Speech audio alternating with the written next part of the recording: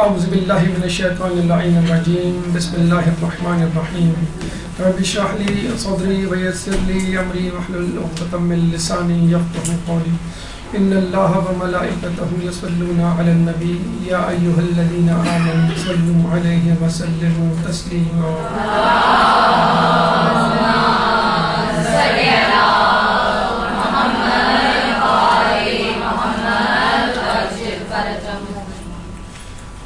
ہماری زیارت عراق جاری ہیں اور نجف اشرف کی روحانی سیر کرنے کے بعد اس سے استفادہ حاصل کرنے کے بعد اب ہمارا کارواں نجف کے بعد کربلا کی طرف رواں دوا ہے۔ اور عموماً جو لوگ عراق کی زیارات پہ جاتے ہیں عموماً ترتیب یہی ہوا کرتی ہے کہ نجف کے بعد کربلا، 5 دن نجف میں، 4 دن کربلا میں، یا 4 دن نجف میں، 3 دن کربلا، اس طرح کا ریشو ہوا کرتا ہے۔ جب انسان نجف سے کربلا کی طرف جا رہا ہوتا ہے تو وہ یہ سوچتا ہے کہ نجف اور کربلا میں کیا فرق ہے۔ نجف کی یادوں کو چھوڑتا ہوا کربلا کا حیبلہ اور اس کی تصویر اپنے ذہن میں بنانے کی کوشش کرتا ہے، اور نجف اور کربلا کا تقابل اور موازنہ کرنے کی کوشش کرتا ہے۔ تو ذہن میں سوال یہ پیدا ہوتا ہے کہ نجف اور کربلا میں کیا فرق ہے۔ اس کا سیدھا سا جواب یہ ہے کہ نجف اور کربلا میں وہی فرق ہے کہ جو علی اور حسین میں ہے۔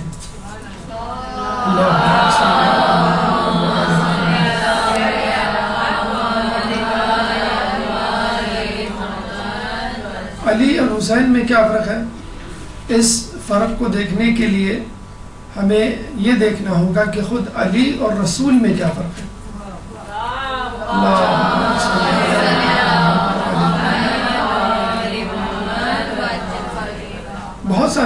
بہت ساری نسبتیں، بہت سارے تعلق آپ کے سامنے پیش کیے جا سکتے ہیں، لیکن ایک چھوٹی سی حدیث جو اکثر ہماری سماعتوں سے ٹکراتی ہے بہت خوبصورتی سے اس تعلق، اس نسبت، اس فرق کو سامنے رکھتی ہوئی نظر آتی ہے۔ حسین منی و انا من الحسین، کہ حسین مجھ سے ہے اور میں حسین سے ہوں۔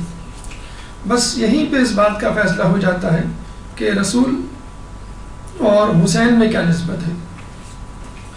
حدیث کا یہ جو ٹکڑا ہم دیکھتے ہیں حسین منی جزء اول، اس کے بارے میں علماء اعلام فرماتے ہیں کہ یہ جزء اول کربلا سے پہلے کی تفسیر ہے، یعنی کربلا سے پہلے حسین رسول سے تھے۔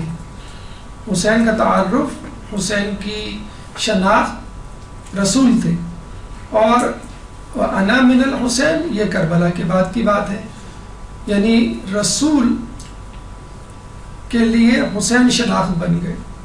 پہلے رسول نے تعارف کروایا حسین کا کربلا سے پہلے، اور کربلا کے بعد حسین نے تعارف کروایا رسول کا۔ اور ہم یوں کہہ سکتے ہیں کہ رسول اسلام کو لانے والے اور حسین اسلام کو بچانے والے، اسلام کو پیدا کرنے والے رسول اور اسلام کی جان بچانے والے، موت کے منہ سے نکال کے لانے والے حسین۔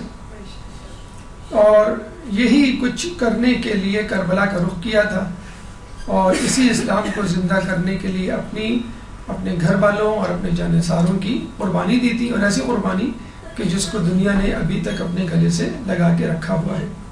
اب آئیے حسین اور علی میں کیا فرق ہے۔ دیکھیے، مولا کی شخصیت کی منزلت کا اندازہ اس طرح لگا سکتے ہیں کہ کوئی برداشت کر ہی نہیں سکتا کہ رسول سے اوپر کوئی ہو، لیکن خود رسول نے فتح مکہ کے موقع پہ برداشت کر لیا کہ علی مجھ سے اوپر ہے، اپنے دوش مبارک پہ بٹھا کر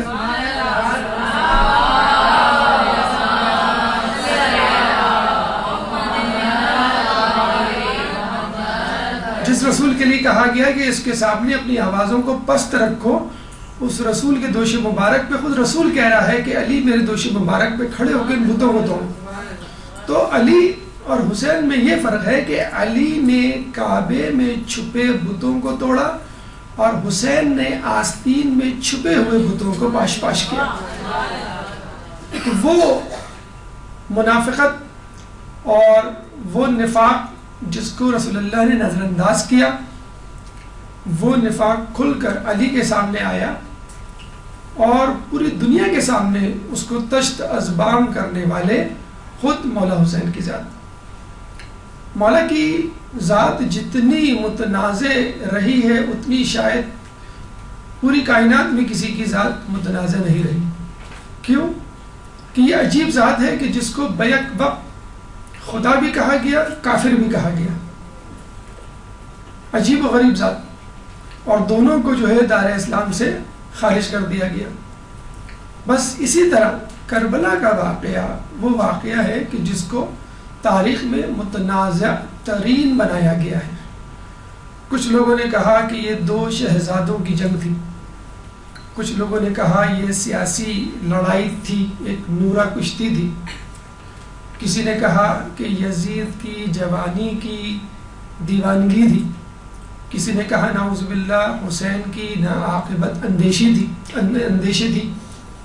یعنی جتنے منہ اتنی باتیں، جتنے مفکر اتنے خیالات، جتنے مقرر اتنے بیانات، جتنے اہل قلم اتنے مقالات، جتنے اہل رجحان اتنے ہی مفروضات. لیکن ایک بات طے ہے کہ حسین کو سمجھنے کے لیے ضروری ہے کہ ہم نبوت کو سمجھیں، اور نبوت کو سمجھنے کے لیے ضروری ہے کہ ہم توحید کو سمجھیں.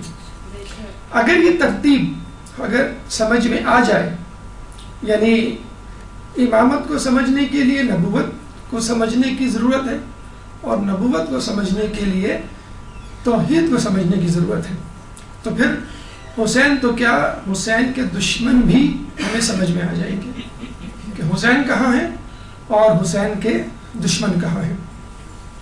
ہر ابتدا سے پہلے، ہر انتہا کے بعد ذات نبی بلند ہے، ذات خدا کے بعد. دنیا میں احترام کے قابل ہیں جتنے لوگ، میں سب کو مانتا ہوں مگر مصطفیٰ کے بعد. قتل حسین اصل میں مرگ یزید ہے، اسلام زندہ ہوتا ہے ہر کربلا کے بعد.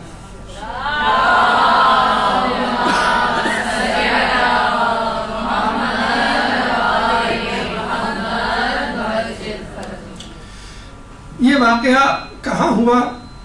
کربلا میں. کب ہوا؟ 1400 سال پہلے، کہ جب نہ ٹی وی چینلز تھے، نہ اسٹاف رپورٹرز تھے، نہ انٹرنیٹ تھا اور نہ ہی سیٹلائٹس. لیکن پتہ نہیں کس طرح کربلا کی روایات حرف بحرف سینہ بسینہ ہم تک پہنچ گئی. ایک طرف یزیدی لشکر 30,000 سے زائد کی تعداد میں، اور دوسری طرف حسین تنہا 72 جانثاروں کے ساتھ. ایک طرف تیر، نیزے، بھالے، گھوڑے، کھانے اور عیش و آرام، اور دوسری طرف حسین کے ساتھ 3 دن کی بھوک پیاس. لیکن اس کے باوجود حسین جیت گئے. اور ہر سال عزاداری کے موقع پر دنیا بھر میں حسین پر ہونے والا گریہ اس بات کی دلیل ہے کہ حسین جیت گئے. 40 کے موقعوں پر کروڑوں کا مجموعہ، کہ جس کو اب خود بین الاقوامی میڈیا بھی نظر انداز نہیں کر سکتا، اس بات کی غمازی کرتا ہوا نظر آتا ہے کہ حسین جیت گئے. بہرحال یہ کربلا کا واقعہ رہتی دنیا تک ہمارے اوپر، آنے والی نسلوں پر ایک گہرے انمٹ نقوش چھوڑ گیا ہے. اور حسین نے اپنی جیت اس طرح ثابت کر دکھائی کہ حسین کے دشمنوں کے نام اب گالی بن چکے ہیں. جو خود ان کے طرفدار ہیں وہ ان کے نام رکھنا گوارا نہیں کرتے. جو ان کے حمایتی ہیں وہ ہاتھ اٹھا کر یہ نہیں کہہ سکتے کہ اللہ قیامت میں ہمیں حسین کے دشمنوں کے ساتھ محشور کر، وہ خود بھی نہیں کہہ سکتے. تو یہ بس حسین کی جیت ہے کہ بے سر و سامانی میں، بھوک افلاس میں اور غریب الوطنی میں اور نہایت چند گنے چنے افراد کے ساتھ ایک اتنا بڑا معرکہ کہ جس میں اسلام کی بقا جو ہے وہ داؤ پہ لگی ہوئی تھی، حسین نے یہ کارنامہ بخوبی انجام دیا.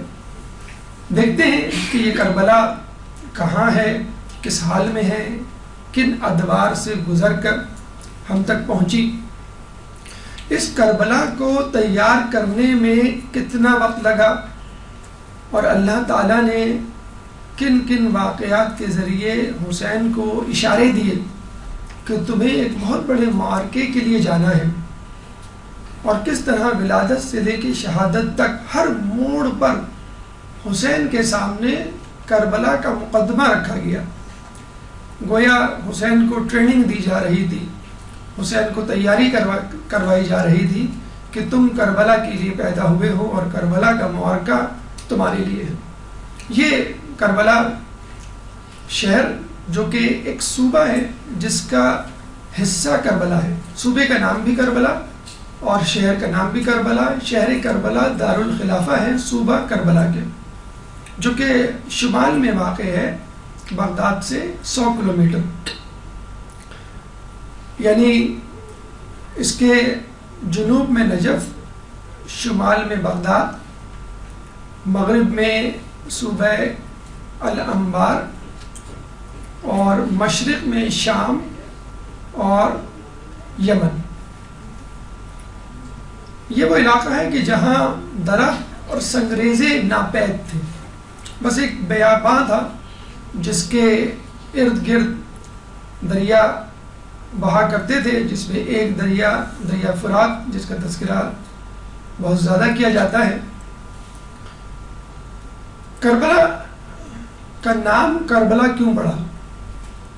تاریخ اور محققین یہ کہتے ہوئے نظر آتے ہیں کہ کربلا کے 9 معنی ہیں، کربلا کے 9 معنی ہیں، اور کربلا سے ہٹ کے کربلا کے 8 متبادل الفاظ ہمیں کتابوں میں ملتے ہیں. یعنی 9 الفاظ اس جگہ کے لیے اور خود کربلا کے 9 معنی. تو آئیے سب سے پہلے ہم کربلا کے معنوں کو دیکھتے ہیں کہ کربلا کے کتنے معنی ہیں، اس کے بعد کربلا کے لیے جو متبادل الفاظ استعمال کیے گئے ہیں ان کو بھی دیکھتے ہوئے گزرتے ہیں. اس کے بعد ہم کربلا کے واقعے کی کڑی سے کڑی ملائیں گے اور دیکھیں گے کربلا کس طرح تیار ہوئی. ایک درود پڑھ دیں محمد والے محمد.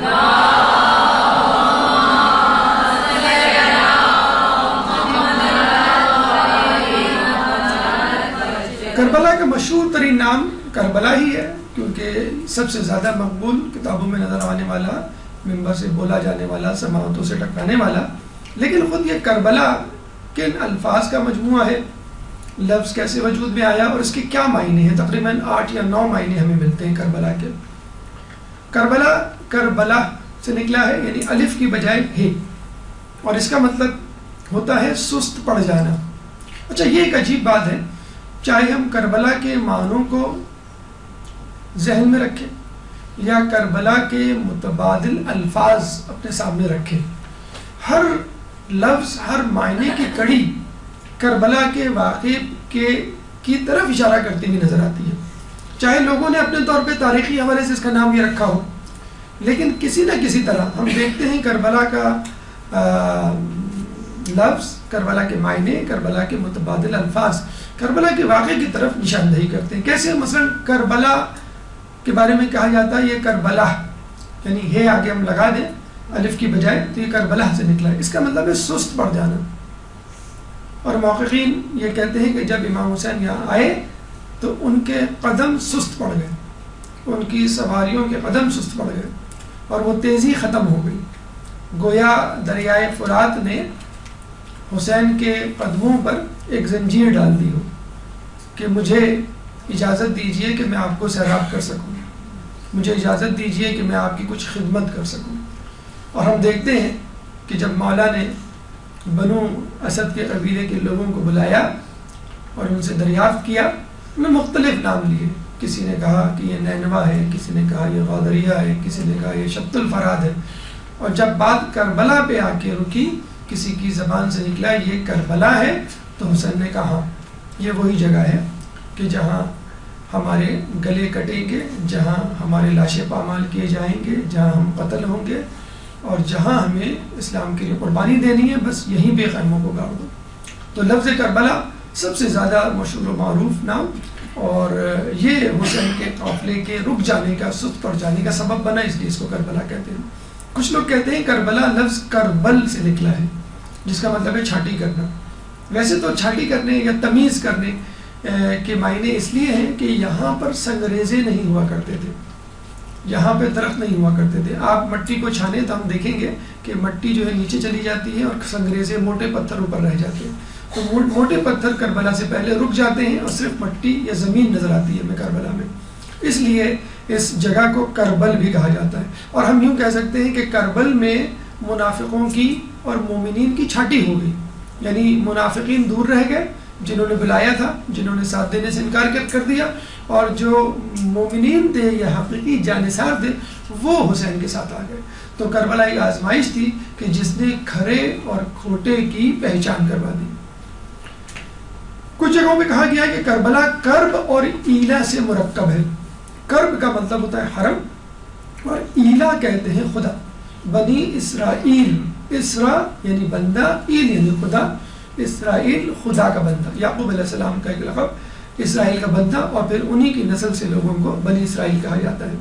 تو کرب کا مطلب حرم، ایلا کا مطلب خدا. حرم خدا یعنی جس طرح بیت اللہ حرم خدا ہے، مسجد نبوی حرم خدا ہے، کوفہ مسجد خدا ہے، تمام مقدسات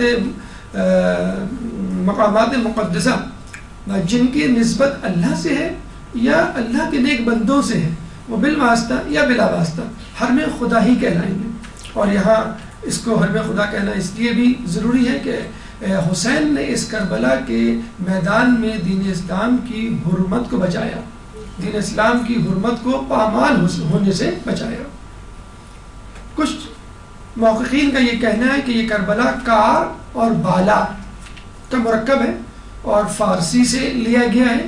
کار فارسی میں کام کو کہا جاتا ہے اور بالا کا مطلب ہوتا ہے اوپر یا آسمانی. تو کار بالا یعنی آسمانی کام، ایسا مقدس کام جس کا حکم اللہ تعالیٰ نے دیا ہو، جو زمین والوں کی وجہ سے نہیں کیا گیا بلکہ آسمانی احکامات اور آسمانی صحیفے میں موجود حقائق کو مد نظر رکھتے ہوئے کیا گیا ہے. چنانچہ الہامی شخصیات، الہامی کام اور الہامی معرکہ اس میدان میں رونما ہوا، اسی لیے اس کو کار بالا کہا جاتا ہے. کچھ کہتے ہیں کور بابل اس کا نام ہے. کور کہتے ہیں گاؤں کو، بابل یعنی بابل کا علاقہ. اور یہ آپ کو بتلایا بھی گیا تھا کہ کربلا یا بابل یا عراق دجلہ و فرات کے درمیان یا ارد گرد رہنے والی بستیاں پہلے زمانے کی بستیاں کہلاتی ہیں، اور یہ ابتدائی تہذیبیں یہی پھلی تھیں، یہی بڑی ہوئی. اسے کہتے ہیں کہ تہذیبوں کا گہوارہ. تو بابل ہے یا بیبلون جو ہے ارلیسٹ سیویلائزیشن. تو بابل کے گاؤں یہاں ہوا کرتے تھے، اس لیے اس علاقے کو کور بابل کہا جاتا ہے. کورا بابل، کورا اینٹ بنانے کی جگہ کو کہا جاتا ہے. یہ سریانی زبان کا لفظ ہے، اور یہاں پر تعمیراتی کام کے لیے اینٹیں بنائی جاتی تھی، اور پھر ان اینٹوں کو بابل کے شہر میں منتقل کیا جاتا تھا، اور پھر وہاں پہ موجود عمارتوں کو بنایا جاتا تھا. جیسے کوئی شہر ہو اور اس کے لیے تعمیراتی کام کہیں اور سے لیا گیا ہو. تو ہم یہ کہہ سکتے ہیں کہ کربلا میں حسین کے ساتھیوں نے محنت کی، مشقت کی، اور یہاں کی محنت، مشقت، آزمائش اور قربانی جنت میں ان کے محل بنانے کے کام آئی، اور جس کی نشاندہی خود مولا نے جو ہے عصر عاشور سے پہلے یا عاشور کے دن سے پہلے کر دی تھی کہ یہاں تمہارا محل بنے گا، یہ تمہاری جنت میں جگہ ہے. تو کربلا کے میدان کی محنت لوگوں کو جنت کے محلات کی صورت میں ملی، اور اس کی خوشخبری حسین نے لوگوں کو شہادت سے پہلے دے دی تھی. کربلا کا ایک معنی جو ہے وہ نرم زمین بھی ہے. حالانکہ یہ زمین سخت تھی، لیکن جب حسین کے قدم پڑے تو یہ زمین نرم ہو گئی، اور اتنی نرم پڑی کہ جب کربلا کا نام لیا جاتا ہے تو آنکھوں میں نمی آ جاتی ہے. اور یہ حسین کی قربانی ہے کہ جس کی وجہ سے جو شخص بھی کربلا کا واقعہ یا سانحہ یا حادثہ سنتا ہے اس کا دل نرم پڑے ہوئے بغیر نہیں رہتا. کربلا مرکب ہے قرب اور الہ کا، یعنی قرب الہی، الہ کا مطلب الہی. تو جب کربلا میں گیا، جس نے حسین کا ساتھ دیا وہ اللہ کا قرب حاصل کرنے میں کامیاب ہوا، اور جو نہیں دے سکا وہ آج تک یہی کہتا ہے یا لیتنی کنت معکم فافوز فوزا عظیما، کاش کہ میں آپ کے ساتھ ہوتا تو میں ایک عظیم کامیابی پر فائز ہوتا. تو یہ کربلا کی عظمت ہے کہ جو وہاں موجود تھا وہ تو کامیاب ہوا، لیکن جو آج بھی اپنے آپ کو نسبت دیتا ہے کربلا کی اور کربلا میں شہید ہو جانے والوں کی، وہ بھی کامیاب ہے. آخری نام جیسے ہم نے آپ کو بتایا کہ کرب و بلا سے مشتق ہے، اور یہ نام ہمیں روایات میں بکثرت ملتا ہے، کیونکہ جب مولا حسین کو مختلف نام گنوائے گئے اور جب یہ نام لیا گیا کہ یہاں اس کا نام جو ہے وہ کرب و بلا ہے، تو آپ کی زبان مبارک سے بے اختیار نکلا اللہم انی اعوذ بک من الکربلاء والبلاء، کہ اللہ مجھے کرب و بلا سے بچا. تو یہ وہ دعا تھی، اور اس دعا میں موجود کرب اور بلا ہے کہ جس کی وجہ سے اس کا نام کرب و بلا یا کربلا پڑا. یہ ایک لفظ تھا کربلا، جس کے ہم نے بتایا آپ کو مختلف قسم کے معنی ہیں، اور یا مختلف طریقوں سے یہ کربلا کا لفظ بناتے ہیں. اب آئیے کربلا کے لیے متبادل الفاظ جو استعمال کیے جاتے ہیں ان کی تعداد بھی تقریباً 8، یعنی یہ بھی ٹوٹل 9 الفاظ بنتے ہیں. کربلا کا دوسرا اہم نام یا متبادل لفظ حائر ہے، اور حائر اگر آپ عربی زبان میں دیکھیں تو حائرہ یحیر، اس کا مطلب ہوتا ہے ایسی جگہ کہ جہاں پانی جمع ہو جائے. اور کہتے ہیں کہ جب متوکل نے اس کربلا کو مٹانے کی نعوذ باللہ کوشش کی اور نہر فرات کے پانی کو قبر حسین کی طرف چھوڑا تو پانی جو ہے بلکتا ہوا، مچلتا ہوا، روتا ہوا حسین کی قبر کی طرف آیا اور ایک جگہ آ کے رک کر حسین کی قبر کا طواف کرنے لگا. تو بس جس جگہ اس پانی نے طواف کیا ہے اس جگہ کے اوپر گنبد بنا دیا گیا، اور اب اس جگہ کو حائر حسینی کہا جاتا ہے. اور حائر کا مطلب جہاں پہ پانی جمع ہو جائے. اور یہ بھی لوگ بڑی عجیب اس کی توجیہ پیش کرتے ہیں کہ دیکھیں صحرا میں، بیابان میں جو گڑھے ہوتے ہیں ان میں بارش کے دنوں میں پانی بھر جاتا ہے، اور جو اونچے ٹیلے ہوتے ہیں وہ سدا خشک کے خشک ہی رہتے ہیں. تو حسین نے تواضع انکساری کا مظاہرہ کر کے اللہ کے سامنے سجدہ ریز ہو کر اپنی جو ہے وہ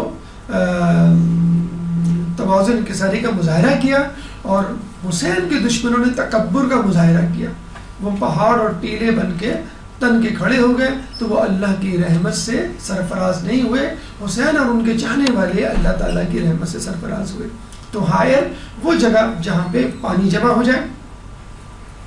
اور حائر کا ایک اور لفظ، ایک اور معنی حیران کر دینے والا، اور اس کی وجہ غالباً یہی ہے کہ کربلا کا واقعہ ہر انسان کو حیران کر دیتا ہے.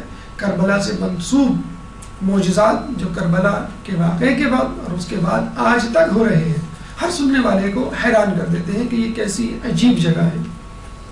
تو حائر پانی جمع ہونے والی جگہ، حائر حیران کر دینے والی جگہ، اور حائر فقی کتابوں میں جو لفظ استعمال ہوتا ہے وہاں سے مراد وہ جگہ ہوتی ہے جہاں پہ آپ کو پوری نماز پڑھنی ہے. 4 مقامات جن کا تذکرہ آپ نے سنا ہوگا اور آگے بھی آئے گا. حائر وہ جگہ ہے جو کہ قبر حسین سے اوپر جو گنبد ہے، اس گنبد کے نیچے جو نماز پڑھی جاتی ہے وہ اس کو جو ہے پورا پڑھا جا سکتا ہے، اور فقہی اصطلاح میں اس حائر کو استعمال کیا جاتا ہے۔ تیسرے لفظ کو دیکھتے ہیں ہیرا۔ آپ نے سنا ہوگا حیرہ یا ہیرا، یہ نجف کا ایک نام بھی ہے، حیران کر دینے والا، حیران کن، اور یہ کہتے ہیں کہ نجف کے برابر میں ساتھ میں ایک شہر تھا، اتنا خوبصورت شہر تھا کہ جس کو دیکھ کے لوگ حیران رہ جایا کرتے تھے۔ تو کربلا کے بارے میں بھی ہے کہ یہاں پہ ایسے معجزات، ایسے کرامات، ایسے واقعات رونما ہوئے کہ جس کی داستانیں سن کر آج بھی لوگ حیران رہ جاتے ہیں۔ ایک نام کربلا کا غازریہ بھی ہے، اور غازریہ دراصل بنو اسد کا ایک ذیلی قبیلہ تھا جو کہ اس جگہ آباد تھا۔ اور آپ کو یہ سن کے بھی حیرت ہوگی کہ حبیب ابن مظاہر جو بہت ہی ضعیف تھے، 90 سال سے زیادہ کی عمر تھی، حسین کے دوست تھے، دوستوں میں سے تھے، وہ جو ہے اس قبیلے سے تعلق رکھتے تھے، بنو اسد کی شاہ غازریہ سے۔ پانچواں نام نینوا ہے، اس کا بھی تذکرہ ہمیں کتابوں میں ملتا ہے۔ نینوا کو یا اور الف مقصورہ کے ساتھ بھی پڑھ سکتے ہیں، الف کے ساتھ بھی پڑھ سکتے ہیں، اور الف اور ہا کے ساتھ بھی پڑھ سکتے ہیں۔ اور کہا یہ جاتا ہے کہ قبل مسیح میں، عیسیٰ علیہ السلام سے پہلے، ایک بادشاہ گزرا تھا سخارب، اس نے یہاں پہ اپنے محلات بنائے تھے، اور اس کی جو ہے وہ نشاندہی ایک فرینچ آرکیالوجسٹ نے 1820 عیسوی میں کی، اور اس نے یہاں پر اس کے محلات دریافت کیے۔ تو نینوا وہی بستی ہے۔ اکثر بابل اور نینوا یہ دو شہر جو ہے بڑی کثرت سے استعمال ہوتے ہیں تاریخ میں۔ چھٹا لفظ جو کربلا کے لیے استعمال ہوتا ہے وہ ہے شط الفرات۔ شط کہتے ہیں کنارے کو، شط الفرات یعنی فرات کا کنارہ۔ چونکہ کربلا فرات کے کنارے واقع ہے، اس لیے اس کو شط الفرات کہا جاتا ہے۔ ساتواں نام طف، طف کے معنی بھی کنارے کے ہیں، اور طف الفرات یا طف یعنی فرات کا کنارہ، کیونکہ کربلا فرات کے کنارے واقع ہے۔ پاکر شگاف کو کہتے ہیں، اس کے بارے میں بھی کہا گیا کہ جب مولانا یہ نام سنا تو فوراً کہا اللہم انی اعوذ بک من العقر، کہ اللہ مجھے شگاف سے یعنی جدائی سے، فرقت سے بچا۔ اور یہاں پر ہم دیکھتے ہیں کہ کربلا کا قافلہ آیا تو سب لوگ ایک جگہ جمع تھے، اور جب یہ کربلا کا قافلہ آگے بڑھا تو بنی ہاشم کے نوجوانان شہید ہو چکے تھے، صرف ایک نوجوان یعنی بیمار کربلا سید سجاد امام زین العابدین علیہ السلام باقی بچے۔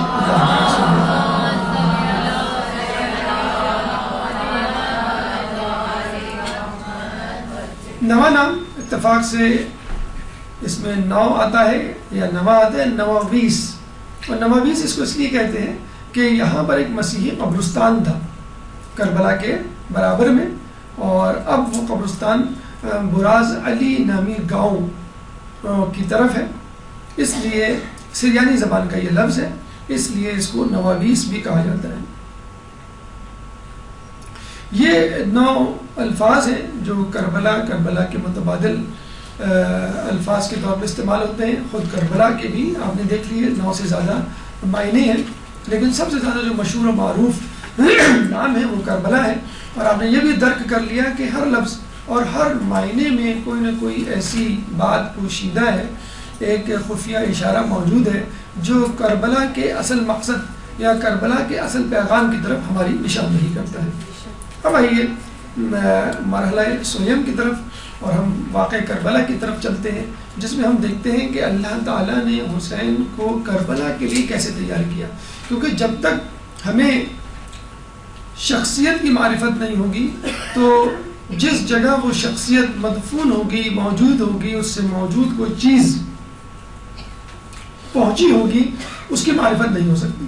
تو حسین کی معرفت پیدا کیجئے تاکہ کربلا جاتے ہوئے آپ کا دل معرفت اور حسین کی شخصیت سے بھرپور ہو جائے، اور اتنا بھرپور ہو جائے کہ آپ حسین کی پیروی کرنے کے لیے کربلا سے آنے کے بعد ہمیشہ اپنے آپ کو تیار پائیں۔ ایک درود پڑھ دیں محمد والے۔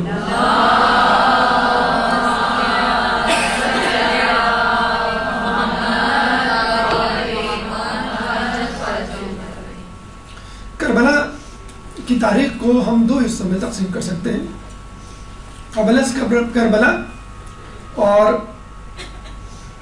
فی نفس کربلا، یعنی کربلا سے پہلے کربلا کیسے تیار ہوئی، اور خود کربلا کا ہنگام، کربلا کا میدان یا کربلا کی جگہ۔ قبل از کربلا حسین کو کربلا کے لیے کیسے تیار کیا گیا؟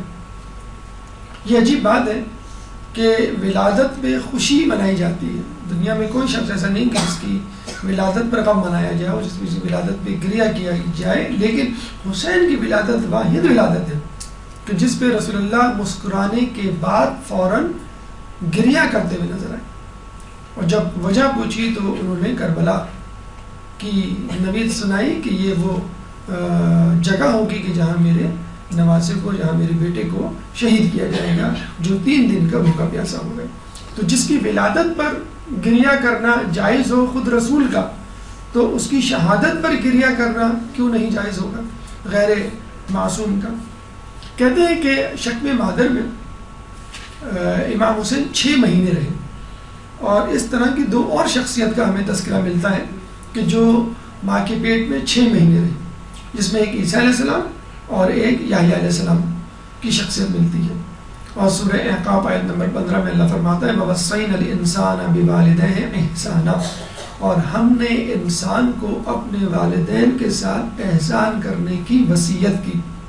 حملتہ امہ کرہا، اور اس کی ماں نے نہایت دقت سے، زحمت سے اس کو اپنے پیٹ میں رکھا۔ وَوَضَعَتْهُ كُرْهًا وَحَمْلُهُ وَفِصَالُهُ 30 شهرًا، اور اس نے پھر دقت سے، محنت سے اور تکلیف سے اس کو جنا۔ وَحَمْلُهُ وَفِصَالُهُ 30 شهرًا، اور حمل کا اور رضاعت کا دورانیہ 30 مہینے ٹھہرا۔ 30 یعنی 30 مہینے۔ یہاں سے یہ بات پتہ چلتی ہے کہ دودھ پلانے کے لیے اسلام 2 سال کی قید لگاتا ہے، اور آج کل کی میڈیکل سائنس بھی یہ کہتی ہے کہ ماں کو کم از کم 2 سال تک اپنے بچے کو دودھ پلانا چاہیے۔ 2 سال کا مطلب ہوتا ہے 24 مہینے۔ اب 24 مہینے کے بعد 30 مہینے میں کتنے مہینے بچ گئے؟ 6 مہینے۔ تو وہ حمل کا پیریڈ ہے، یعنی حمل کا پیریڈ یا دورانیہ ہوتا تو 9 مہینے ہے، لیکن اس آیت سے ہمیں اندازہ ہوتا ہے، پتہ چلتا ہے کہ حمل کا منیمم پیریڈ 6 مہینے ہو سکتا ہے۔ یعنی بچہ 9 مہینے سے پہلے اگر پیدا ہو تو 6 مہینے تک کی وہ مدت ہے کہ جس کے بعد پیدا ہونے پر بچہ جو ہے وہ صحیح سالم ہو سکتا ہے اور زندہ رہ سکتا ہے۔ اس سے پہلے بچے کا سروائیول ذرا مشکل ہوتا ہے۔ اچھا، جب ہم تاریخ میں دیکھتے ہیں تو 2 بچے، یعنی 2 نبی، 2 معصوم ایسے ہیں جو 6 مہینے بعد پیدا ہوئے، عیسیٰ علیہ السلام اور یحییٰ علیہ السلام، لیکن پھر بھی یہ آیت ان دونوں پر پوری منطبق نہیں ہوتی۔ کیوں؟ عیسیٰ علیہ السلام کے والد نہیں تھے، جبکہ یہاں پہ کہا جا رہا ہے وَوَصَّيْنَا الْإِنسَانَ بِوَالِدَيْهِ، ہم تمہیں اپنے والدین کے ساتھ احسان کی وصیت کرتے ہیں، تو ان کی والدہ تھی، والد نہیں، تو مکمل طور پہ اس آیت کے مصداق عیسیٰ علیہ السلام نہیں ٹھہریں گے۔ اچھا، یحییٰ علیہ السلام کیوں نہیں ٹھہریں گے؟ آگے آیت کہہ رہی ہے کہ حَتَّى إِذَا بَلَغَ أَشَدَّهُ وَبَلَغَ 40 سنة، حتیٰ کہ وہ بلوغت تک پہنچ گیا اور 40 سال کا ہو گیا۔ اگر اللہ یہ بھی کہہ کے چھوڑ دیتا وہ بلوغت تک پہنچ گیا تو کافی تھا، لیکن پھر وہ کہہ رہے ہیں کہ 40 سال تک پہنچ گیا۔ یحییٰ علیہ السلام جو ہے وہ 40 سال تک نہیں پہنچے گا، تو عیسیٰ علیہ السلام میں پہلی شرط موجود نہیں، یعنی ان کے والد نہیں تھے جو آیت کے شروع میں ہے، اور یحییٰ علیہ السلام میں دوسری شرط نہیں، یعنی وہ 40 سال تک نہیں پہنچے، جبکہ یہ دونوں شرطیں امام حسین کی زندگی میں بھی نظر آتی ہیں۔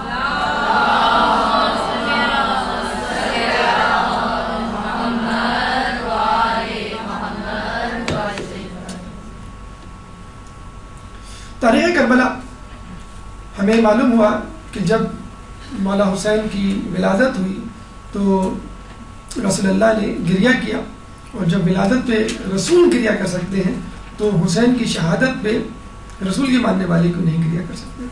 جب نام رکھنے کی باری آئی تو آپ کا نام حسین رکھا گیا، اور اس سے پہلے یہ نام جو ہے کبھی کسی کا نہیں رکھا گیا۔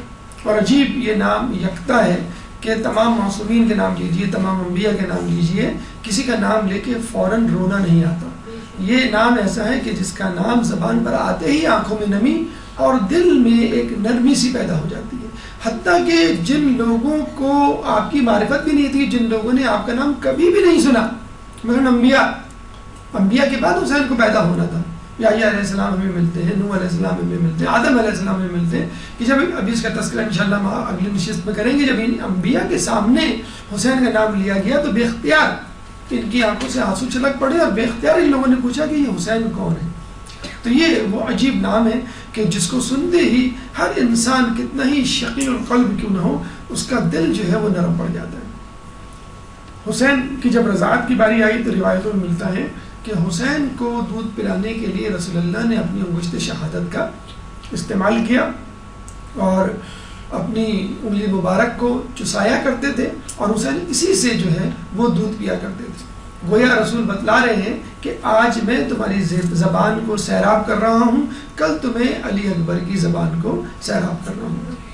شفاعت کی باری آتی ہے تو بچہ جھولے میں موجود ہے جو کچھ کر نہیں سکتا، لیکن آپ دیکھ لیجئے کہ فرشتہ فطرت جب آتا ہے اور اپنے بدن کو مس کرتا ہے تو اس کے بالوں پر دوبارہ آ جاتے ہیں، وہ جو بالوں پر جو اللہ نے چھین لیے تھے ترک اولا پر. تو جب حسین کے جھولے سے بدن کو مس کرنے سے بالوں پر آ سکتے ہیں، جس کی وجہ سے فطرت نے آسمانوں کی طرف بلندی اختیار کی، تو ایک گناہ گار انسان اگر اپنے جسم کو حسین کی زری سے مس کرے تو اس کے گناہ کیوں نہ جھڑ جائیں، اور کیوں نہ اس کو روحانی بالوں پر عطا ہو جائیں کہ جس کے سبب وہ آسمانوں کی طرف، خدا کی طرف، فرشتوں کی طرف، عالم ملکوت کی طرف پرواز کر سکے. کہتے ہیں کہ جب حسین مسجد کے فرش پہ گرے تو رسول اللہ منبر کو چھوڑ کر آ گئے اور حسین کو اٹھا لیا اور یہ کہا کہ حسین، گویا یہ کہنے کا ارادہ رکھتے تھے یا گویا ان کی ادا سے ہمیں لگتا ہے کہ حسین آج میں تمہیں بچا رہا ہوں، لیکن کربلا کے میدان میں اگر گرو گے تو تمہیں خود اٹھنا ہوگا. اس گرم ریتی پہ میں گرتا ہوں، بچا لو امبر. دوش رسول پہ حسین سوار ہوتے ہیں اور رسول مسکرا کے حسین کو بازار کی طرف لے جاتے ہیں. اگر کوئی کہتا ہے کہ کتنی اچھی سواری، تو رسول کہتے ہیں یہ بھی تو دیکھو کتنا اچھا سوار ہے. اور کربلا کے میدان میں حسین دوشہ ذوالجناح پر سوار ہیں. بس فرق یہ ہے کہ رسول مسکرا رہے تھے اور ذوالجناح رو رہا تھا. کیوں؟ ذوالجناح نے یہ کہا ہوگا کہ رسول حسین کو بازار چیز دلانے لے گئے تھے اور میں حسین کے گلے پر خنجر چلوانے لے جا رہا ہوں، اس لیے میں گریہ کر رہا ہوں. صلح حدیبیہ میں حسین نے یہ دیکھا کہ لوگ رسول کی نبوت پہ شک کر رہے ہیں. ان کو یہ احساس ہوا کہ آئندہ آنے والے دنوں میں میرے بھیا حسن کی صلح پر لوگ شک کریں گے اور ان کے امام ہونے پر طنز کریں گے اور ان کو جو ہے وہ رضیل المومنین کہہ کے خدا نخواستہ پکاریں گے. تو مجھے اپنے بابا کی سنت کی پیروی کرنا ہے، جس طرح میرے بابا نے فوری طور پہ صلح حدیبیہ پر عمل کیا، رسول کی اطاعت کی، مجھے بھی اپنے بھیا یعنی صلح حسن کی طرف جو ہے وہ سبقت کرنی ہے، چاہے لوگ میرے بھیا کا ساتھ چھوڑ دیں. جنگ خیبر میں حسین دیکھتے ہیں کہ علی تنہا خیبر کے در کو اکھاڑ رہے ہیں. علی تنہا جنگ خیبر کے میدان میں کھڑے ہیں کہ جبکہ باقی لوگ فرار کا راستہ اختیار کر رہے ہیں. تو میرے اوپر بھی یہ وقت آنے والا ہے کہ میدان جنگ میں تنہا کھڑا ہوں گا اور میری امت، رسول کی امت جو ہے وہ میرا ساتھ چھوڑ جائے گی. مباہلے میں حسین رسول کی گود میں ہوتے ہیں، گویا بتلا رہے ہیں کہ آج میں رسول کی گود میں ہوں، کل علی اصغر میری گود میں ہوگا. آج میں نانا کی گواہی دے رہا ہوں، نانا کے دین کی صداقت کی، کل علی اصغر میرے حق پر ہونے کی گواہی دے گا. بس میں یہ کہوں گا کہ مولا آپ تو مباہلے کے میدان سے واپس زندہ سلامت آ گئے، لیکن علی اصغر جب گیا تو زندہ سلامت واپس نہیں آیا. غدیر قم میں لاکھوں کا مجموعہ دیکھتے ہیں اور بیعت ہوتے ہوئے اپنی آنکھوں سے اس کا نظارہ کرتے ہیں. گویا اللہ الہام کر رہا ہے حسین کو کہ دیکھو اس قسم کی بیعت سے متاثر نہ ہونا، اس طرح کثرت سے بیعت کے لیے خطوط آئیں گے تمہاری طرف، 80,000 سے زیادہ خطوط کا آنا اور پھر حسین کا کوچ کر جانا اور پھر لوگوں کا حسین کے سفیر مسلم بن عقیل کا ساتھ چھوڑ جانا. یہ بالکل غدیر قوم کا واقعہ ہمیں یاد دلاتا ہے کہ رسول کے سامنے تو انہوں نے بیعت کی حامی بھر لی تھی اور رسول کے بعد رسول کے جانشین کا ساتھ چھوڑ دیا تھا۔ شہادت رسول پہ ہم دیکھتے ہیں کہ رسول اللہ کے جسد خاکی کو بے گور و کفن چھوڑ کر چلے جاتے ہیں لوگ، اور حسین گویا اپنے ذہن میں اپنے آپ کو تیار کر رہے ہیں کہ اسی طرح مجھے بھی بے گور و کفن لوگ چھوڑ کے چلے جائیں گے، لیکن ہم یہ کہیں گے کہ کم از کم رسول کی لاش کو پامال تو نہیں کیا گیا۔ پھر مولا اپنی ماں بی بی سیدہ کی شہادت کو دیکھتے ہیں اور شہادت سے پہلے اس زخم کے بارے میں سنتے ہیں اور اس کوڑے کو لگتے ہوئے دیکھتے ہیں۔ گویا حسین کو تیار کیا جا رہا ہے کہ دیکھو آج تم اپنی ماں کے اوپر کوڑے پڑتے ہوئے دیکھ رہے ہو، کل تمہیں اپنی بہن بی بی زینب کے جسم پر کوڑے پڑتے ہوئے دیکھنا ہوگا۔ لیکن میں کہوں گا مولا آپ کی بی بی سیدہ، آپ کی ماں کم از کم گھر کے اندر تو تھی جب ان کو کوڑے پڑ رہے تھے، زینب تو کوفے کے بازار اور شام کے محلات میں ہوتی۔ اسی طرح مولا اپنے بابا کی شہادت کو دیکھتے ہیں، ابن ملجم کو دیکھتے ہیں کہ جب اپنے لوگ جو ہے نمازی پرہیزگاری کا لبادہ اوڑے ہوئے علی کو قتل کرنے آتے ہیں، علی کو شہید کرنے کے لیے آتے ہیں، اور اس کے بعد علی کا جنازہ تنہائی میں، گمنامی میں، گوشہ نشینی میں دفنایا جاتا ہے۔ اس کے بعد اپنے بھیا کی شہادت کو دیکھتے ہیں کہ جب تیروں کو برسایا جاتا ہے، جنازے پہ تیر لگتے ہیں، یہ واحد جنازہ ہے جو قبرستان سے جو ہے واپس لایا جاتا ہے۔ بس حسین کے جنازے میں اور حسن کے جنازے میں یہ فرق تھا کہ حسن کا جنازہ جو ہے وہ تیروں سے پر تھا اور حسین کا سر جو ہے وہ نیزے پر بلند تھا۔ اور حسین مسلسل مختلف واقعات، مختلف حادثات کے ساتھ کربلا کی ایک مشق، ایک تمرین اپنے ساتھ لے کے جا رہے ہیں، اور خدا حسین کو ایک بہت بڑے سانحے کے لیے تیار کر رہا ہے۔ 5 لوگوں میں پنجتن میں حسین کا شمار ہوتا تھا، اور سب سے چھوٹی شخصیت، سب سے کم عمر شخصیت حسین کی تھی۔ رسول کا بھی مقابلہ کرنا ہے، بی بی سیدہ کا بھی، اپنے بابا کا بھی اور اپنے بھیا کا بھی۔ حسین کو کچھ ایسا کر کے دکھانا ہے کہ دنیا حیران رہ جائے، اور حسین کیا، حسین کے ششماہی نے ایسا کر کے دکھا دیا کہ دنیا حیران رہے گی۔ چنانچہ حسین جو ہے وہ کربلا کے لیے رخت سفر مانتے ہیں۔ ولید بن عقبہ یزید کے کہنے پر جب آپ سے بیعت کا مطالبہ کرتا ہے تو حسین یہ کہہ کر اس کو خاموش کروا دیتے ہیں کہ مجھ جیسا تجھ جیسے کی بیعت نہیں کر سکتا۔ یعنی وہ ہمیشہ کے لیے کلیہ دے رہے ہیں کہ دیکھو بات یزید اور حسین کی نہیں، بات حق و باطل کی ہے، بات کمتر اور افضل کی ہے۔ چنانچہ مجھ جیسے لوگوں کو چاہیے کبھی بھی تم جیسے لوگوں کی بیعت نہ کریں۔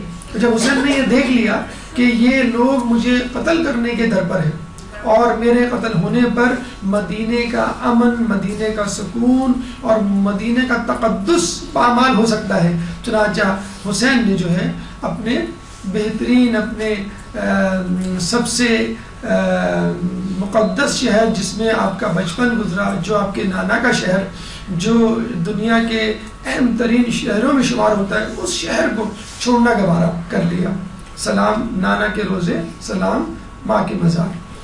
جب آپ مکے کی طرف جاتے ہیں اور حج ادا کرنے کی نیت کرتے ہیں تو دیکھتے ہیں کہ احرام میں موجود لوگ حرم میں موجود ہیں اور ان کے ان کی آستینوں میں خنجر اور تلواریں موجود ہیں، اسلحے سے لیس ہیں، ان کے خیموں میں اسلحہ موجود ہے اور وہ آپ کے قتل کرنے کے بدر پہ ہیں، اور ان کے لیے مکے کی حرمت کوئی معنی نہیں رکھتی۔ چنانچہ مجبوراً نہ چاہتے ہوئے بھی حسین نے کعبے کو، حسین نے خدا کے گھر کو خدا حافظ کہا۔ حسین کعبے سے جاتے ہیں کربلا کے لیے، خدا کے گھر سے جاتے ہیں مگر خدا کے لیے۔ چنانچہ خدا کے دین کو بچانا زیادہ ضروری تھا، چنانچہ حسین نے اپنا حج اپنے عمرے سے تبدیل کر دیا، اور یوں حسین چلتے چلتے کربلا پہنچتے ہیں، اور جب 2 محرم کو کربلا پہنچتے ہیں تو وہاں پہ موجود لوگ جو ہے آپ کو یہ خبر دیتے ہیں یہ کون سی جگہ ہے۔ پہلے تو حسین کا گھوڑا آگے چلنے سے انکار کر دیتا ہے، چنانچہ حسین دوسرا گھوڑا تبدیل کرتے ہیں، پھر تیسرا، پھر چوتھا، پھر پانچواں، پھر چھٹا، پھر ساتواں، لیکن کوئی گھوڑا، کوئی سواری آگے بڑھنے کے لیے راضی نہیں ہوتی۔ چنانچہ حسین عباس کو کہتے ہیں کہ یہاں جو لوگ موجود ہیں آس پاس ان کو بلاؤ تاکہ میں پوچھوں یہ کون سی جگہ ہے۔ اور جب لوگ تعارف کرواتے ہیں اور ایک ایک کر کے نام لیتے چلے جاتے ہیں، اور حسین متجسس ہوتے ہیں کہ کوئی ایسا نام لیا جائے کہ جس کے اوپر میں فیصلہ کر سکوں۔ نینوا، غادریہ، شط الفرات، اور بھی کئی نام، پھر اس کے بعد جب کہا جاتا ہے کہ اس کا ایک نام کربلا بھی ہے، اور حسین نے کہا کہ ہاں یہ وہی جگہ ہے کہ جہاں ہمارے سر کٹیں گے، ہمارے لاشیں پامال ہوں گے، جہاں ہمیں قربانی دینی ہوگی۔ عباس یہاں پہ خیموں کو لگا دیا جائے۔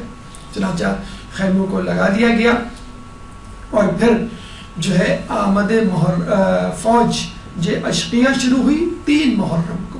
جب پتہ چلا کہ حسین آ چکے ہیں، کہتے ہیں کہ سب سے پہلا قافلہ، سب سے پہلا لشکر جو فوجیوں کا آیا وہ ہر کا تھا، اور اسی ہر نے جو ہے سب سے پہلے آپ کا راستہ روکا تھا، اور اسی ہر نے جو ہے آپ کو آگے جانے سے روکا تھا، اور اسی ہر نے جو ہے عمر سعد اور شمر ان لوگوں کو بلایا تھا، اور اسی ہر نے جو ہے وہ پانی کی بندش کی تھی۔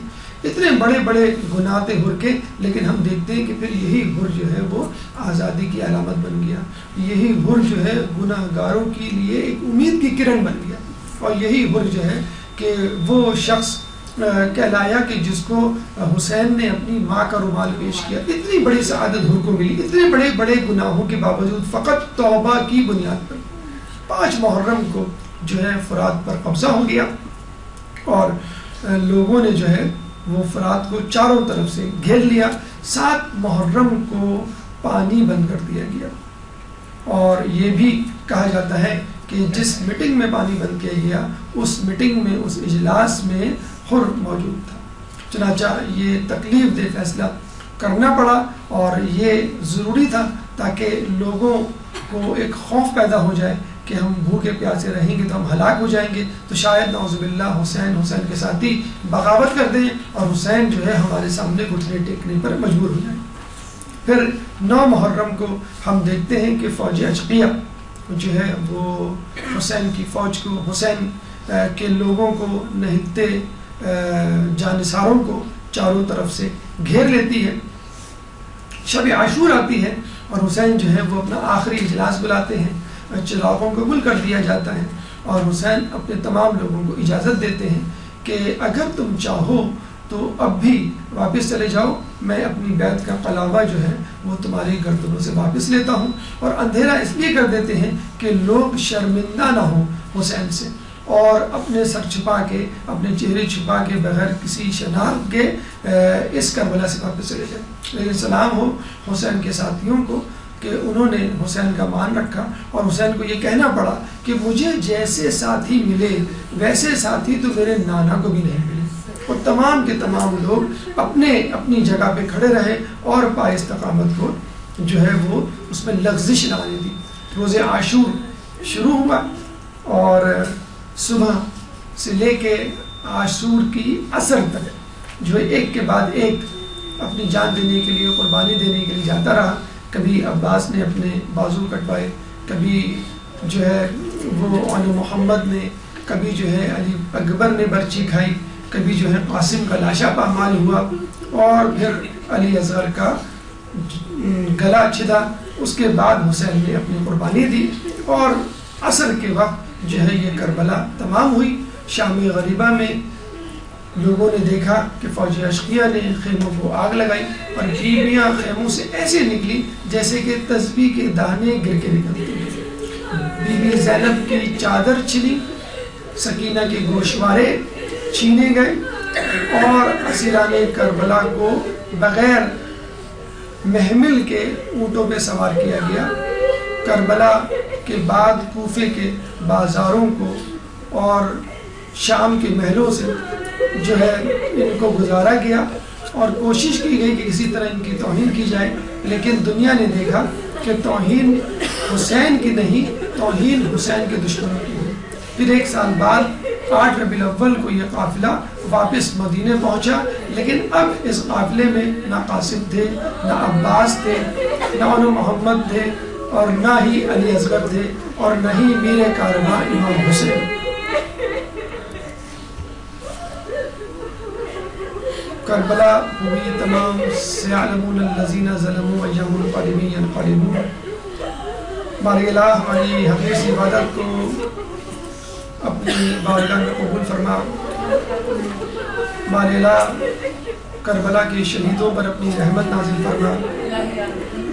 باری الہ حسین ان کے ساتھیوں کو جنت کے اعلیٰ مقامات عطا فرما. اے اللہ ہر دور میں یزیدیت کے خلاف کھڑے ہونے کی توفیق عطا فرما. اے اللہ کربلا کا پیغام رہتی دنیا تک دنیا کے کونے کونے پر پھیلانے کی توفیق عطا فرما. اے اللہ ہمیں حسین کے نقش قدم پر چلنے کی توفیق عطا فرما. اے اللہ ہماری خواتین کو بی بی زینب کی طرح اپنے چادر کی حفاظت کرنے کی توفیق عطا فرما. اے اللہ سید سجاد کی طرح ہمیں باطل کے سامنے کلمہ حق بلند کرنے کی توفیق عطا فرما. امام کے ظہور میں تعجیل فرما اور ہمیں ان کے انصار و اعوان میں شامل فرما. وآخر دعوانا الحمدللہ رب العالمین. جی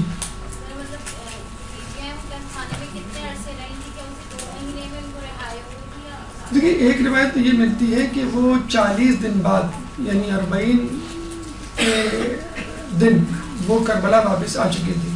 لیکن جو زیادہ روایات مشہور ہیں وہ 1 سال کی ہے کہ 1 سال بعد جو ہے وہ ان کو رہائی ملی اور 1 سال بعد جو ہے وہ کربلا کے میدان میں پہنچی.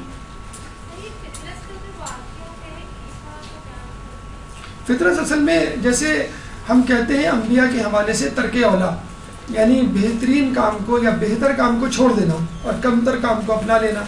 تو اسی طرح فطرت نامی فرشتے سے ایک ترک اولا ہوا تھا تو اللہ تعالیٰ نے اس کے بالوں پر نوچ لیے تھے اور اس کو جزیرے میں قید کر دیا تھا. تو جب امام حسین کی پیدائش ہوئی تھی تو بہت سے لوگوں کو مغفرت کا اور سزا میں تخفیف کا پروانہ ملا تھا. جس طرح ہم دیکھتے ہیں ممالک میں عید کے موقع پر بہت سارے حکمران پریزیڈنٹ جو ہے وہ قیدیوں کی سزا میں تخفیف کر دیتے. تو اللہ تعالیٰ نے بہت سارے لوگوں کی سزا میں تخفیف کی تھی فرشتوں کی اور دیگر افراد کی. تو فطرت کو کسی نے کہا تھا کہ آج خدا بہت خوش ہے کہ 3 شعبان ہے اور اس کا جو ہے حسین مظلوم حسین پیدا ہوا ہے. اگر تم چاہو تو اپنے بالوں پر واپس لا سکتے ہو حسین کی شفاعت حسین کے وسیلے سے. چنانچہ وہ آیا اور اس نے جو ہے وہ اپنے بدن کو حسین کے گہوارے سے مس کیا اور اللہ سے حسین کے وسیلے سے دعا کی تو اللہ تعالیٰ نے اس کو بالوں پر واپس عطا کر دیے. یعنی حسین جھولے میں جو ہے وہ شفاعت کا وسیلہ بنے. اچھا ٹھیک ہے. امام حسن موسیٰ قاضی میں ایک درود پڑھ دیں محمد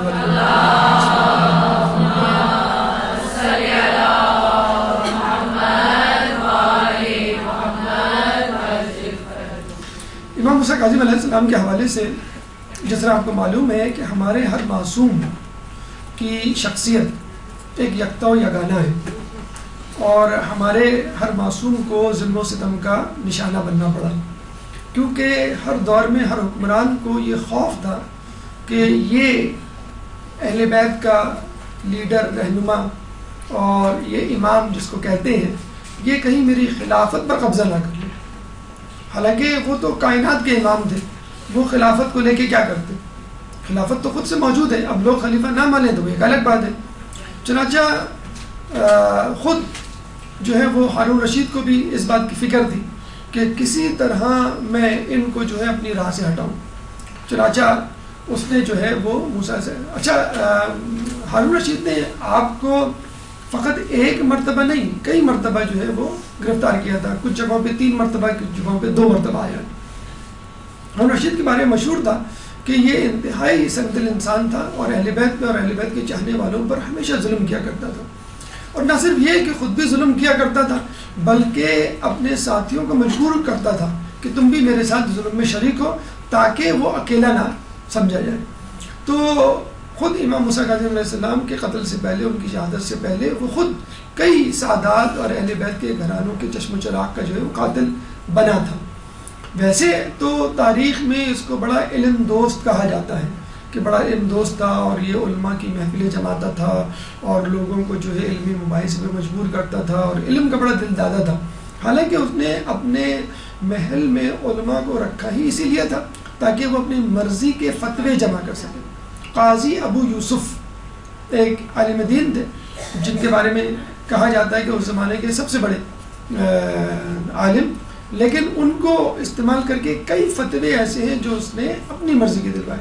مثلاً اس نے جو ہے وہ اپنی باپ کی مدخولہ کنیز سے نکاح کیا، اور جب یہ معاملہ قاضی ابو یوسف تک پہنچا تو ہارون نے کہا کہ مجھے کوئی ہیلا بتاؤ.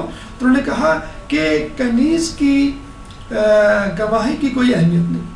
اسی طرح ایک کنیز سے بغیر عدت کے اس نے نکاح کیا، تو قاضی ابو یوسف نے کہا کہ تم اس کو اپنے بیٹے کو ہبہ کر دو، بیٹا تمہیں ہبہ کر دے، ہبہ کے لیے عدت کی ضرورت نہیں ہوتی. اس طرح کئی اس نے جو ہے وہ کوشش کی کہ کسی طرح اپنی مرضی کے فتوے بنائیں.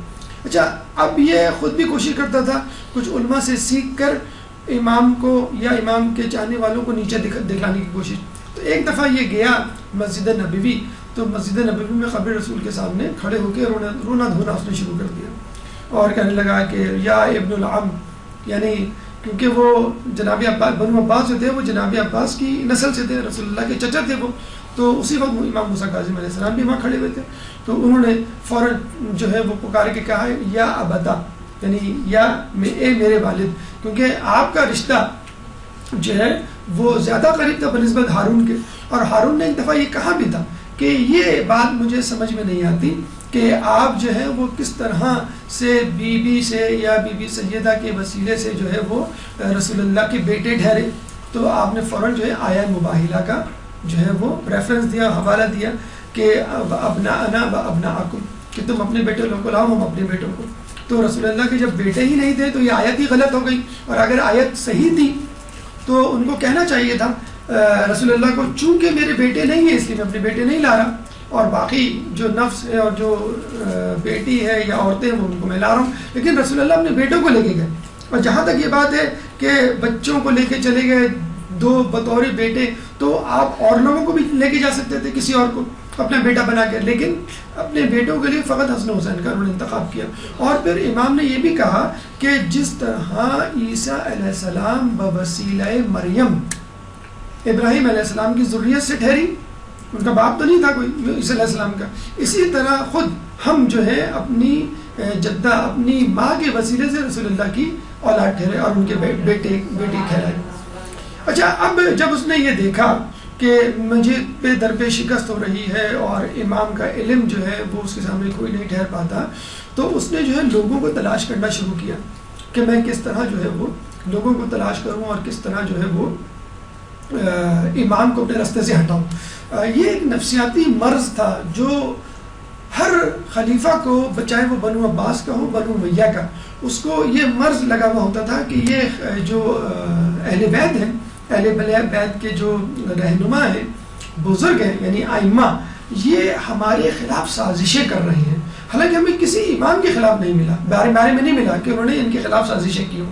حتیٰ کہ چھٹے امام کے پاس بہت گولڈن اپارچونیٹی تھی، پانچویں امام کے پاس بہت گولڈن اپارچونیٹی تھی کہ خود بنو عباس کے لوگ آئے تھے کہ آپ ہمارا ساتھ دیجئے، ہم جو ہے ان کو اپنے راستے سے ہٹا دیں گے. انہوں نے نہیں کیا. اچھا، چوتھے امام کے پاس کے اوپر زیادہ حق بنتا ہے کہ اس وقت لوگ جو ہے بہت زیادہ غصے میں تھے، اور کربلا کے واقعے کے بعد انہوں نے جو ہے وہ ولید بن عقبہ کو ہٹا بھی دیا تھا.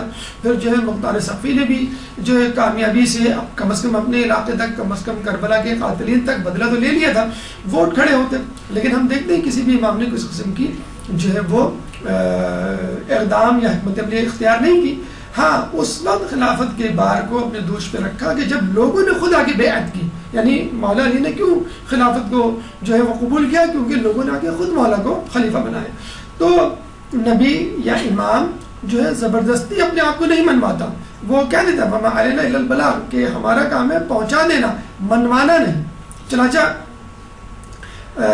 جب اس نے یہ دیکھا کہ یہ جو ہے وہ میرے لیے خطرہ بن سکتے ہیں، حالانکہ خطرہ نہیں بن سکتے تھے، بس ایک نفسیاتی طور پہ ایک پریشانی ان کو رہا کرتی تھی، تو اس نے کہا کہ مجھے جو ہے کسی ایسے شخص کی خبر دو کہ جو اہل بیت کے خاندان سے ہو اور مجھے اندر کی خبریں دے اور دنیا پرست بھی ہو، لالچ بھی ہو. تو محمد بن اسماعیل امام جعفر صادق علیہ السلام کے بڑے بیٹے، اسماعیل بڑے متقی پرہیزگار تھے، اور اس کا تذکرہ ہم نے نجف کی زیارت میں بھی کیا ہے کہ جب اپنے بڑے بیٹے کے ساتھ آئے تھے نجف اشرف کی زیارت پر، تو انہوں نے زیارت پڑھی تھی امیر المومنین کی، پھر اپنے بڑے بیٹے اسماعیل سے کہا تھا کہ اب تم امام حسین کی زیارت پڑھو، تو انہوں نے کہا کہ ان کا روضہ یہاں نہیں ہے، وہ تو کربلا میں ہے، میں کہا ان کا سر اقدس جو ہے وہ یہاں دفن ہے۔ تو ایک روایت کے مطابق راس الحسین جو جگہ ہے نجف اشرف میں وہ جگہ ہے جہاں پہ امام حسین کا سر دفن ہے۔ تو جناب اسماعیل کو لوگ خلیفہ ماننے لگے، امام ماننے لگے، یعنی ان کے بارے میں چیمہ گوئیاں ہونے لگیں کہ امام صادق علیہ السلام کے بعد جو ہے یہ 7ویں امام ہوں گے کون؟ جناب اسماعیل۔ حالانکہ امام نے کبھی اس کا تذکر نہیں کیا، نہ کبھی دعویٰ کیا، نہ کبھی جو ہے لوگوں کے سامنے ان کو بطور امام متعارف کروایا، بلکہ جو ایک اہم ترین واقعہ جو رونما ہوا جس نے تمام حجت تمام کر دی وہ یہ کہ اسماعیل علیہ السلام کا انتقال جو ہے وہ امام جعفر علیہ السلام کی زندگی میں ہو گیا، اور باقاعدہ ان کے جنازے پہ کھڑے کرنے کہا کہ اللہ تعالیٰ نے امامت کے معاملے میں جس طرح یہ حجت آشکار کی ہے، ثابت کی ہے، اس طرح کسی اور امام کے بارے میں نہیں کی، یعنی جس کو تم امام سمجھنے جا رہے تھے یا بنانے جا رہے تھے، اللہ تعالیٰ نے اس کو میری زندگی میں اٹھا لیا اور بالکل شک و شبہ اٹھ گیا ہے۔ لیکن آپ کو معلوم ہے کہ ہر کوئی جو ہے وہ معصوم نہیں ہوتا، یا ہر کوئی جو ہے وہ تقویٰ پرہیزگاری اپنے باپ کے برابر نہیں رکھتا۔ تو جناب اسماعیل کے جو بیٹے تھے محمد بن اسماعیل، ان کے اندر ایک لالچ آ گیا، اور انہوں نے جو ہے وہ ہارون رشید سے ساز باز کر لیا۔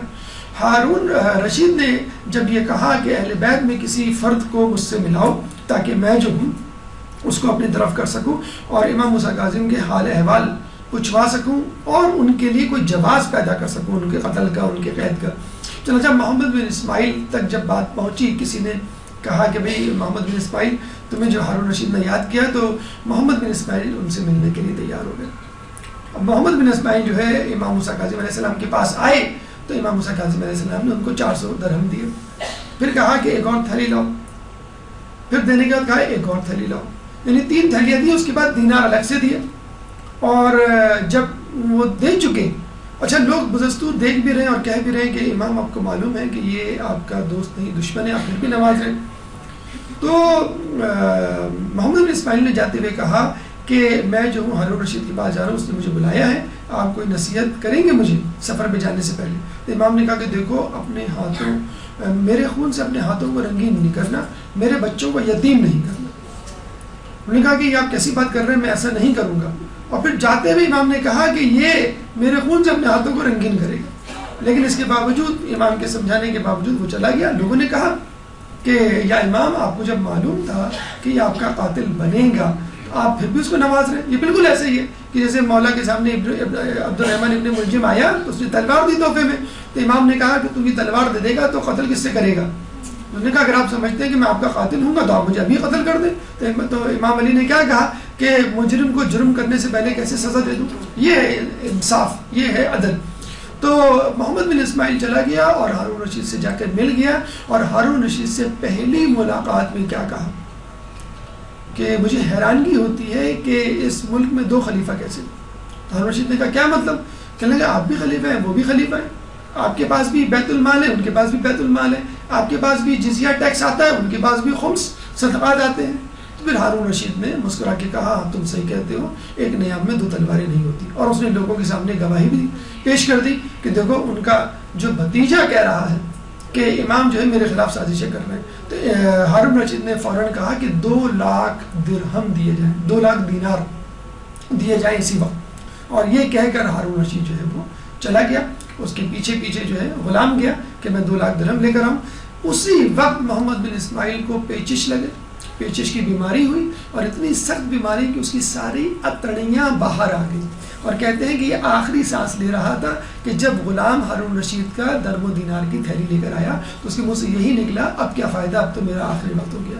بالکل جیسے عمر سعد نے کہا کہ نہ مجھے دنیا ملی نہ مجھے دین ملا، والعصر ان الانسان لفی خسر۔ برحمتك يا أرحم الراحمين وصلى الله على محمد